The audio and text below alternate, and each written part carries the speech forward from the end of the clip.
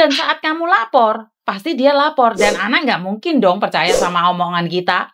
Kan lebih memilih percaya omongan dia. Nah, ini adalah sifat sampean sendiri, sikap sampean sendiri harus seperti apa. Karena saya pribadi, saya tidak memahami sampean. Tapi yang aku tahu adalah merendahkan diri bukan berarti direndahkan.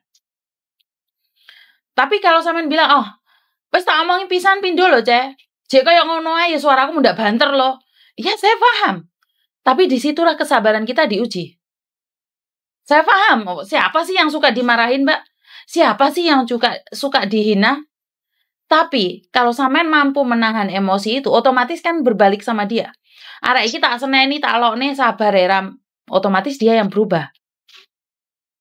Jadi saya tidak tahu dari mana salahnya. Kalau menurut pendapat saya, bener ya disalah, no. Apalagi salah. Bener tidak? Sama harus nyata-nyata bener ya lo masih salah di depan majikan. Apalagi yang salah. Jadi kalau pertanyaannya sekarang berbalik ke sama sampean. Sampean masih butuh uang nggak? Kalau sampean butuh uang, bertahan. Tapi kalau sampean bilang, masih butuh uang tapi saya sudah tidak kuat. Nggak ada masalah. Pulang Indonesia. Karena peraturan terbaru sekarang adalah semua pre-kontrak interminate harus pulang Indonesia nunggunya. Nunggu visanya harus di Indonesia. Jadi berpulang lagi pada niatnya sampean, tujuannya sampean, kemampuannya sampean. Dan ingat, majikan tidak akan berubah demi kita. Tapi kita harus berubah demi majikan. Karena ayat 1 pasal 1 punya majikan, bukan punya kita. Jadi rendahkan diri sendiri bukan berarti kita rendah. Selalu pakai prinsip gini loh, Mbak. Yang benar aja disalahkan, apalagi yang salah. Jadi majikan tuh nggak suka diajarin. Majikan lebih suka kayak kita ngomongin dia tapi secara tidak langsung memuji dia gitu loh, Mbak. Boboa, kongkonga, liko maliko wole cimci ya. Dengan aura tersenyum. Itu yang dilakukan oleh pembantu saya, Mbak Siti, ke mertua saya. Mertua saya itu gampang-gampang suka. Tapi kamu bilang ini salah, itu salah. Alamat sampean. Alamat. Apapun salah. Dia salah itu jadi benar, Mbak. Oh, liko mama enggak. Padahal sampean tahu itu enggak benar. Dia akan bilang, oh wo, wah, tike ya. Jadi kamu menyuruh dia mengakuin kesalahannya, itu sangat sulit orang Hongkong. Tidak akan mungkin. Jadi kita ngingetin tapi tidak menyalahkan. Caranya seperti apa? Wantan Hongkong mai kam cowa. Gesa kami yang cowa. Pasti dia nggak suka, seolah-olah kamu menyalahkan dia. Tapi dia, Hongkong hamai kami yang cowa. Pinjau kamga. Jadi kamu yang bertanya. Walaupun sudah dibersihin, mereka bilang nggak bersih. Oh, hawa, tausin cingkit cowa. Tanya, mci kembuco ke? Dan itu akan merubah. Karena saya sudah lihat beberapa anak yang mempraktekkan seperti itu. Dan eman-eman loh Mbak, sama setahun. Bener nggak? Iya. Apakah sampean salah? Enggak, menurutku sampean nggak salah. Cuman kan ya kita sebagai pembantu mau tidak mau ya tetap di posisi yang salah. Iya sih. Jadi sampean meninggikan suara yo tamat riwayat kita, Mbak. Karena sekali ngomong nggak disenangi mereka, kita bisa dikeluarkan dari rumah itu. Karena itu memang rumah mereka. Bener nggak? Betul. Sementing sampean ojo sensitif aja dah, biarkan aja. Selagi masih butuh duit, biarkan aja dulu.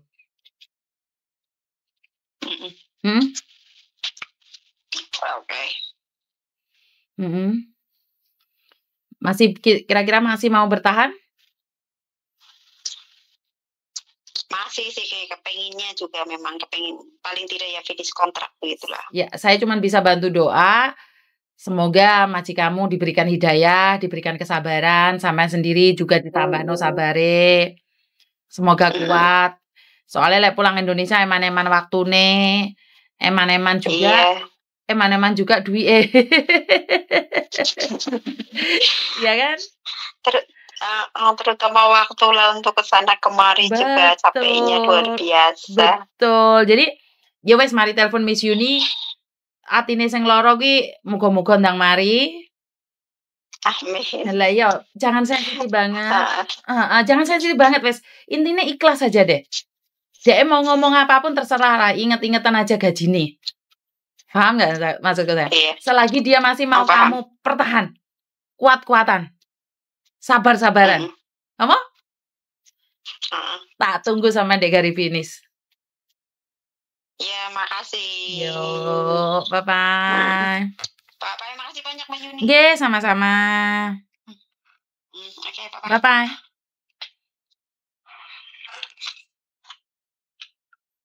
Tidak mudah memang bertahan satu rumah dengan majikan yang tidak menyukai kita karena apapun salah. Gimana caranya bisa bertahan, Miss? Ya wes ngalah ya. Seperti yang dipesankan mbaknya kemarin. Bener disalahno, diem saja. Salah disalahno, minta maaf. Jadi itu aja yang bisa kita lakukan. Jadi saya tidak tahu apapun yang terjadi. Semoga mbaknya ini dikuatkan dan majikannya juga diberikan kesabaran dan diberikan kekuatan yang lebih agar mampu bertahan finish kontrak 2 tahun dan bisa mendapatkan majikan baru yang lebih baik lagi daripada hari ini, karena sangat sulit sekali hidup dengan orang yang memang tidak suka sama kita. Wes dipaksa, angel panggah angel. Penyesuaian lagi juga berat, pulang Indonesia bayar, buang waktu. Bayar aja masih gak berat ya Mbak ya, yang penting gak buang waktu. Lah ini buang waktu, bayar, dan tidak menjanjikan majikan baru lebih baik lagi. Kan ya lebih pusing lagi ini. Semakin hari semakin ngeluh, semakin hari semakin pusing saja dengan keadaan di Indonesia dan di Hong Kong. Majikan Hong Kong semakin lama semakin ruwet. Apa yang bisa kita lakukan?